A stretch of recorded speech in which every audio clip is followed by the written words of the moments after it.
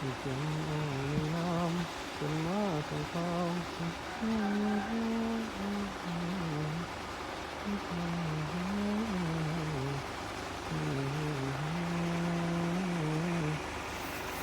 สถานีสูบน้ำเขตเป็นสิทำเขตตัวเอสเนาะปลูกอ้อยไซบุรีส่วนในเขตสุดสุดตาเลือดดูซ้ายหน่อยกัน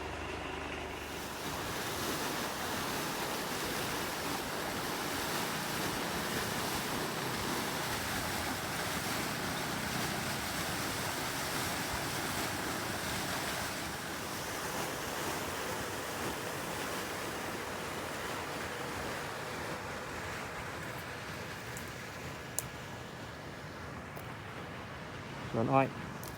ตรงนั้นเป็นน้ำของสวนอ้อยเขตตัวเอส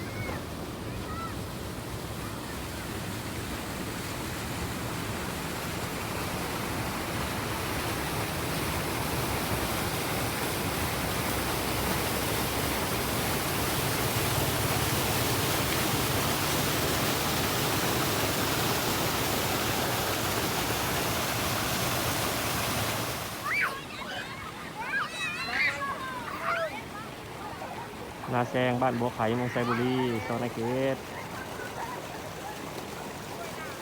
มีคลองชลประทานนั่นเลยงามเลย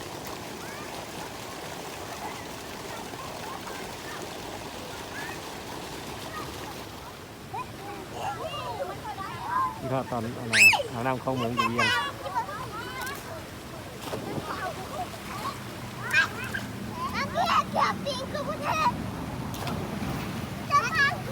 เป่าร้านเหมือนที่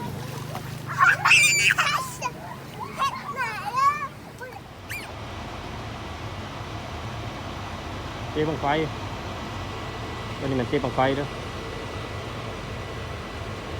สถานีสูบน้ำในสูบน้ำสำนักเป็นท่อพีอี